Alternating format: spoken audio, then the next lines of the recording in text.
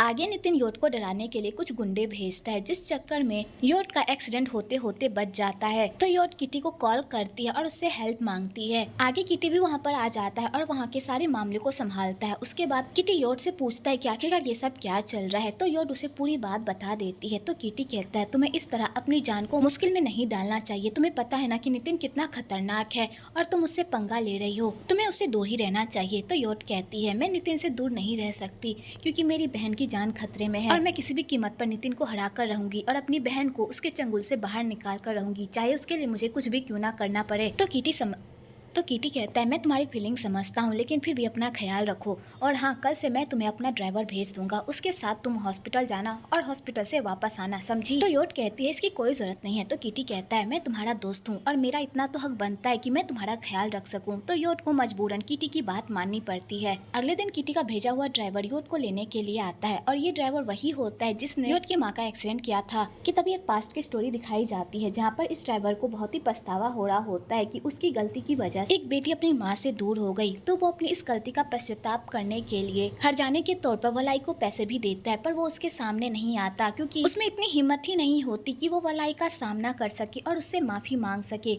आगे प्रेजेंट की स्टोरी दिखाई जाती है कि तभी वहाँ पर योट आ जाती है और वो ड्राइवर योट को हॉस्पिटल लेकर चला जाता है। आगे योट हॉस्पिटल आती है तो नॉब उससे पूछता है तुम्हारी कार कहाँ पर है, आज तुम्हें किसी और ने ड्रॉप किया, तुम्हारी कार को क्या हो गया। तो योट यहाँ पर झूठ बोलती है कि उसकी कार खराब हो गई थी, जिस वजह से आज उसे किसी और के साथ आना पड़ा और वो इसी तरह बात को टाल देती है। आगे नितिन योट को कॉल करके धमकी देता है और कहता है कल रात तो सिर्फ टेलर था, अगर तुमने मेरी बात नहीं मानी तो उसके बाद तुम्हारे साथ जो भी होगा उसकी जिम्मेदार तुम खुद होगी। इधर नॉब भी नितिन और योट की सारी बातें सुन लेता है और नॉब को भी पता चल जाता है कि कल रात नितिन ने योट के साथ क्या किया था। तो नॉब को बहुत ही गुस्सा आता है नितिन पर। आगे नॉब योट को खूब डांटता है कि उसने इतनी बड़ी बात उससे क्यों छुपाई। तो योट कहती है मैं तुम्हें परेशान नहीं करना चाहती थी, इसलिए मैंने तुम्हें नहीं बताया। तो नॉब कहता है तुम्हारी कोई भी बात मुझे परेशान नहीं करती, इसलिए आइंदा से मेरे साथ ऐसा मत करना। वैसे हमें इस नितिन से पीछा छुड़ाने के लिए कोई ना कोई रास्ता अपनाना ही पड़ेगा। तो योट कहती है तुम जो भी करो, लेकिन इसका रिएक्शन मेरी बहन पर नहीं होना चाहिए। तुम्हें भी पता है जब भी तुम कुछ करते हो तो नितिन इसका सारा गुस्सा मेरी बहन पर निकालता है, क्योंकि उसे लगता है कि ये सारा कारनामा मेरी बहन ने किया है। तो नॉब कहता है तुम टेंशन मत लो, मैं जो भी करूंगा इसका रिएक्शन तुम्हारी बहन पर नहीं होगा, बस मुझे अपने प्लान को सक्सेसफुल बनाने के लिए तुम्हारी हेल्प चाहिए। जैसा कि तुम्हें पता है कि डेज की मौत में नितिन का हाथ है, तो हम इसी को हथियार बनाकर नितिन को सबक सिखाएंगे और उसे ऐसा जताएंगे कि हमारे पास उसके खिलाफ सबूत है। तो वो जैसे ये जानेगा वो पूरी तरह बौखला जाएगा। क्या तुम मेरा इस प्लान में साथ दोगी। तो योट उसका साथ देने के लिए मान जाती है। आगे योट अपने प्लान को अंजाम देने के लिए रेस्टोरेंट जाती है। तो वहाँ पर एक बंदा आकर उसे एक लिफाफा देता है कि तभी नितिन का कॉल उसे आता है और नितिन कहता है मुझे पता है तुम मेरे बारे में जांच पड़ताल कर रही हो और तुम्हारे हाथ मेरे खिलाफ कोई सबूत लगा है और तुम्हें लगता है कि उस सबूत के दम पर तुम मुझे ब्लैकमेल कर पाओगी। बिल्कुल भी नहीं, मैं ऐसा होने ही नहीं दूंगा, इसलिए चुपचाप उस सबूत को उसी टेबल पर रख दो और उसे खोलने की तो हिम्मत भी मत करना। तो योट कहती है क्यों, तुम्हें डर लग रहा है। तो नितिन कहता है मुझसे खिलवाड़ करने की कोशिश मत करो, वरना इसका अंजाम बहुत ही बुरा होगा, जैसा मैं कह रहा हूँ वैसा ही करो। तो योट नितिन के कहने पर उस डॉक्यूमेंट को वहीं पर रख देती है और वहाँ से चली जाती है। आगे नितिन जब उस डॉक्यूमेंट को देखता है तो उस डॉक्यूमेंट में कुछ भी नहीं होता और नितिन को पता चल जाता है कि उन लोगों ने उसे बेवकूफ बनाया। तो नितिन का गुस्सा तो 7वें आसमान पर पहुंच जाता है और वो योट के पीछे भागने लगता है उसे ढूंढने के लिए। पर इधर नॉब योट को लेकर भाग जाता है और वो लोग नितिन से छुपने की कोशिश करते हैं और इधर नितिन गुस्से में पागल हुआ उन लोगों को ढूंढने की कोशिश करता है, पर उसके हाथ कुछ भी नहीं लगता, क्योंकि वो लोग वहाँ से पहले ही भाग जाते हैं। आगे नॉब योट को उसके घर छोड़ता है। तो योट कहती है तुमने मुझे घर छोड़ दिया ना, तुमने देख लिया ना कि मैं अब सेफ हूँ, अब तुम्हें घर जाना चाहिए। तो नॉब कहता है मैं तुम्हें इस तरह खतरे में छोड़कर नहीं जा सकता, इसलिए मैं आज रात तुम्हारी पहरेदारी करूंगा,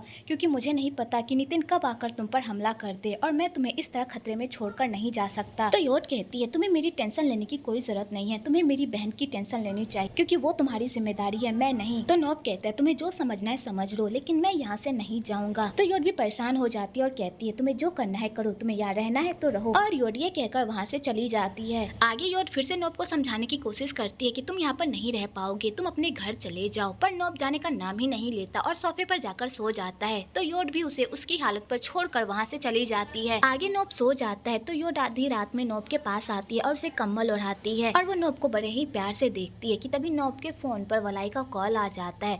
तो योट वलाई का कॉल देखकर अपने आप को संभाल लेती है क्योंकि उसे पता होता है कि नोप और वलाई एक हो चुके हैं और यहाँ पर उसका कोई भी चांस नहीं है। तो योड अपने आप को संभाल लेती है और वहाँ से चली जाती है। अगले सुबह नोप अपने घर जा रहा होता है तो नोप योड को कहता है तुम्हारा यहाँ पर रहना ठीक नहीं है, तुम्हें यहाँ से कहीं और शिफ्ट कर जाना चाहिए। तो योड कहती है तुम मेरी टेंशन मत लो, मैं अपना ख्याल रख सकती हूँ। तो नोप कहता है ठीक है, मैं तुम्हें ज्यादा फोर्स नहीं करूंगा, लेकिन जब भी तुम किसी मुसीबत में पड़ो तो मुझे कॉल करना, समझी। आगे डॉक्टर प्रतीक नोप की माँ को कहते हैं उस दिन क्या हुआ था, आप सबको सच्चाई क्यों नहीं बता देती। तो नोप की माँ जैसे ही वलाई का नाम सुनती है वो तो पूरी तरह पैनिक करने लगती है। तो डॉक्टर प्रतीक भी उससे ज्यादा सवाल नहीं पूछते। आगे डॉक्टर प्रतीक नोप और योड को बता देते हैं कि उसकी माँ होश में आ गई है पर वो अभी भी पूरी तरह से ठीक नहीं हुई है, वो अभी बोल नहीं सकती और ना ही चल फिर सकती है। तो योड नोप इतना ही जानकर बहुत ही खुश होता है कि कम से कम उसकी माँ ने आंख तो खोली। इधर योड गाड़ी में ही अपना फोन भूल जाती है तो वो ड्राइवर योड को उसका फोन देने के लिए उसके पास जाता है कि तभी वहाँ पर ड्राइवर की नजर नोप की माँ पर पड़ जाती है और नोप की माँ भी जब उस ड्राइवर को देखती है वो पूरी तरह पैनिक करने लगती है और अपने आंखों के इशारे से उसे वहाँ से दूर जाने को कहती है। तो वो ड्राइवर समझ जाता है और चुपचाप वहाँ से चला जाता है। आगे योड नोप की माँ का बहुत ही अच्छे से ख्याल रखती है, उन्हें बाहर घुमाने लेकर जाती है और उन्हें खुश रखने की कोशिश करती है और नोप ये सब देखकर बहुत ही खुश होता है।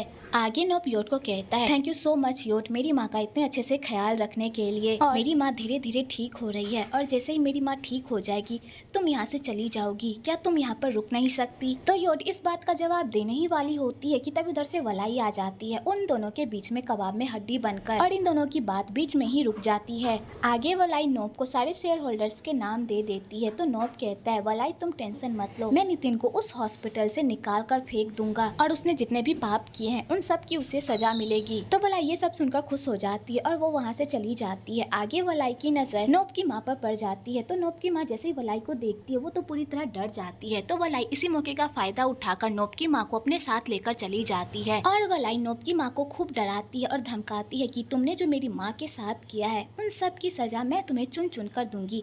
अगर मैं तुम्हें यहाँ सीढ़ियों से नीचे गिरा दूं तो उसके बाद तुम्हारे साथ क्या होगा तुम सोच भी नहीं सकती। और वलाई नोप की माँ को डराने का एक मौका भी नहीं छोड़ती और वो उसे सीढ़ी से नीचे गिराने ही वाली होती है कि तभी वहाँ पर योड आ जाती है और नोप की माँ को बचा लेती है और वलाई को कहती है वलाई तुम क्या कर रही हो, तुम्हारा दिमाग तो ठिकाने पे है ना। तो वलाई कहती है मैं इसे गिरा नहीं रही थी, मैं बस इसे डरा रही थी, और हाँ इसका अच्छे से ख्याल रखना जब तक ये बोल नहीं पाती, क्योंकि बोलने के बाद मैं इसके साथ वो करूंगी जो ये सोच भी नहीं सकती। और वलाई नोप की माँ को धमकी देकर वहाँ से चली जाती है। इधर वो ड्राइवर भी ये सारी बातें सुन लेता है और उसे बहुत ही बुरा लगता है। आगे उस ड्राइवर का गिल्ट इतना बड़ा हो जाता है कि उसे रहा नहीं जाता और वो योड के सामने अपने सारे जुर्म कबूल कर लेता है और वो योड से अपने किए की माफी भी मांगता है। तो योड उस ड्राइवर को माफ कर देती है क्योंकि अब वो पास्ट की बातों को घुरा नहीं सकती और वो पास्ट को लेकर किसी का प्रेजेंट बर्बाद नहीं कर सकती। आगे योड नोप को भी उस रात की सारी बात बता देती है। तो नोप जैसे ही अपनी माँ की करतूतों के बारे में जानता है वो तो पूरी तरह शॉक्ड हो जाता है और वो ड्राइवर से बताता है कि उस दिन सच में हमसे बहुत बड़ी गलती हो गई थी और अपनी गलती को मानने के बजाय हमने इस गलती को छुपा दिया जिसके लिए आज तक मैं शर्मिंदा हूँ। और वो ड्राइवर अपने किए की माफी मांगकर वहाँ से चला जाता है। आगे योड नोप को कहती है अब तुम्हें पूरी सच्चाई पता चल गई ना कि मेरी बहन कोई भी झूठी मूठी कहानी नहीं बना रही थी,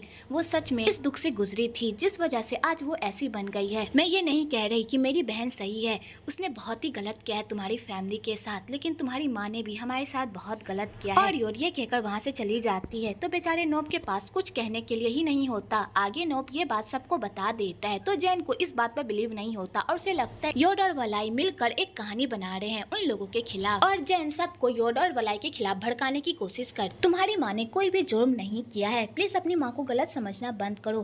तो नोप कोई बात का जवाब नहीं देता और जैन गुस्से से वहाँ से चली जाती है और अपना सारा गुस्सा जाकर योड पर निकालती है और कहती है तुम्हारी बहन ने और तुमने बहुत ही अच्छी स्टोरी बनाई है, तुम लोगों ने जानबूझकर नोप की माँ को इस कारनामे में फंसाया है ना ताकि तुम लोग सहानुभूति हासिल कर सको, लेकिन याद रखना कि मैं तुम लोगों की चालाकी में नहीं पड़ूंगी। तो योड कहती है इस मामले से तुम्हारा कोई लेना देना नहीं है तो इस मामले में मत पड़ो। तो जैन को गुस्सा आ जाता है और वो योड को खींचकर एक थप्पड़ मारती है। तो योड भी इस बार चुप नहीं बैठती और वो भी खींचकर जैन को एक थप्पड़ मारती है और कहती है इस मामले से तुम्हारा कोई लेना देना नहीं है, इसलिए इसमें अपनी टांग मत अड़ाओ, समझी। तो जैन ये सब सुनकर तो पूरी तरह पगला जाती है और वो योड को मारने के लिए दौड़ने लगती है, लेकिन तभी वहाँ पर किटी आ जाता है और अपनी बहन को रोक लेता है और योड वहाँ से चली जाती जाती है। आगे किटी अपनी बहन की तरफ से योट से माफी मांगता है तो योट कहती है इसमें तुम्हारी कोई गलती नहीं है, इसलिए प्लीज मुझसे माफी मत मांगो। इधर याडा को जब अपनी माँ की करतूतों के बारे में पता चलता है तो उसे वलाई और योट के लिए बहुत ही बुरा लगता है और वो कहती है चाहे अनजाने में ही सही मेरी माँ ने किसी को चोट पहुँचाया है और माफी मांगने के बजाय इस मामले को दबा दिया। मुझे नहीं पता कि इस बात में कितनी सच्चाई है, वो तो माँ जब ठीक होंगी तभी वो सच्चाई बता पाएंगी, लेकिन अगर हमारी माँ ने सच में इतना बड़ा जुर्म किया है तो उन्होंने बहुत ही गलत किया है। तो नोप कहता है तुम इस बारे में मत सोचो, कल तुम्हारी मीटिंग है ना, उसकी तैयारी करो। और नोप अपनी बहन को समझा बुझाकर वहाँ से भेज देता है। अगले दिन नोप रति को अपने ऑफिस बुलाता है और उसे सारे शेयर होल्डर्स के नाम देता है और कहता है इस बारे में पता लगाकर मुझे बताओ कि ये लोग कहाँ पर रहते हैं। तो रति कहती है ये काम हो जाएगा और रति वहाँ से चली जाती है। आगे रति जा ही रही होती है कि तभी उधर से नितिन आ जाता है और रति के हाथ से वो डॉक्यूमेंट छीन लेता है और उसे देख लेता है। तो नितिन जैसे वो डॉक्यूमेंट्स देखता है वो तो पूरी तरह शॉक्ड हो जाता है और वो रति से पूछता है तुम्हें ये कहाँ से मिला। तो रति अपने आप को और नोप को बचाने के लिए नितिन को ये बता देती है कि उसे ये सारे डॉक्यूमेंट्स वलाई के ऑफिस से मिले हैं। तो नितिन ये बात जानकर पूरी तरह शॉक्ड हो जाता है। दूसरी तरफ योट वलाई के पास जाती है और कहती है वलाई मुझे माफ कर दो, जब तुम बुरे हालात से गुजर रही थी तब मैं तुम्हारे साथ नहीं थी, जब तुम किसी मुसीबत में थी और तुम्हें किसी सहारे की जरूरत थी तब भी मैं तुम्हारे पास नहीं थी, जब तुम किसी से बात करना चाहती थी, अपना मन हल्का करना चाहती थी तब भी मैं तुम्हारे साथ नहीं थी। मुझे पता है कहीं ना कहीं मैं भी तुम्हारी गुनहगार हूँ, इसलिए प्लीज वलाई मुझे माफ कर दो। और योट अपनी बहन से माफी मांगकर वहाँ से चली जाती है। तो वलाई को भी योट के लिए बहुत बुरा लगता है पर वो अपनी फीलिंग्स को जाहिर नहीं करती। आगे नितिन चोरी छुपे योट के घर में घुस जाता है और अपना सारा गुस्सा योट पर निकालता है और कहता है मैंने तुम्हें समझाया था ना कि मुझसे पंगा मत लो, लेकिन तुमने मेरी बात नहीं सुनी। आज मैं तुम्हें बताता हूँ कि मुझसे पंगा लेने का कितना बड़ा नुकसान होता है। और नितिन योट के साथ जबरदस्ती करने ही वाला होता है कि तभी योट बंदूक निकाल लेती है और कहती है अगर तुम मेरे करीब आए तो आज मैं तुम्हें जान से मार डालूंगी, इसलिए यहाँ से दफा हो जाओ। और योट नितिन को डरा धमका कर वहाँ से भगा देती है। तो नितिन जैसे ही घर के बाहर निकलता है कि तभी वहाँ पर नौप आ जाता है। तो नौप जैसे ही नितिन को योट के घर देखता है उसका गुस्सा तो 7वें आसमान पर पहुंच जाता है और यहाँ पर दोनों में लड़ाई होने लगती है कि तभी उधर से योट आ जाती है बंदूक लेकर और नितिन वहाँ से भाग जाता है। आगे योट नौप का अच्छे से ख्याल रखती है और कहती है तुम्हें इस तरह नितिन से नहीं लड़ना चाहिए था, अगर तुम्हें कुछ हो जाता तो नौप कहता है कोई बात नहीं, वैसे तुम्हारा यहाँ पर रहना ठीक नहीं है, नितिन कभी भी आ सकता है तुम्हें परेशान करने के लिए, इसलिए यहाँ से तुम्हें चले जाना चाहिए। और नौप योट को अपने घर लेकर जाता है और कहता है तुम टेंशन मत लो, मेरी बहन कुछ दिनों के लिए बाहर गई है मीटिंग के सिलसिले में, तुम तब तक यहाँ पर आराम से रह सकती हो। तो योट फिर भी अंदर जाने में हिचकिचाती है। तो नौप कहता है मैं जानता हूँ तुम इस घर में नहीं रहना चाहती क्योंकि इस घर ने ही तुम्हारी माँ को तुमसे छीन लिया है। तो योट कहती है हाँ मैं जानती हूँ तुम्हारी माँ ने हमारे साथ बहुत ही गलत किया है, लेकिन वलाई ने भी कुछ कम नहीं किया, उसने बस हमारी माँ की मौत का बदला लेने के लिए तुम्हारी पूरी फैमिली को बर्बाद कर दिया, जो बिल्कुल भी ठीक नहीं था, जिसके लिए मैं पूरी जिंदगी शर्मिंदा रहूंगी। तो नौप कहता है इसमें तुम्हारी कोई गलती नहीं है, प्लीज इसके लिए तुम माफी मत मांगो। आगे वो लोग घर के अंदर जाते हैं तो योट नौप का बहुत ही अच्छे से ख्याल रखती है, उसके जख्म पर दवाई लगाती है और धीरे धीरे वो दोनों एक दूसरे के करीब आने लगते हैं।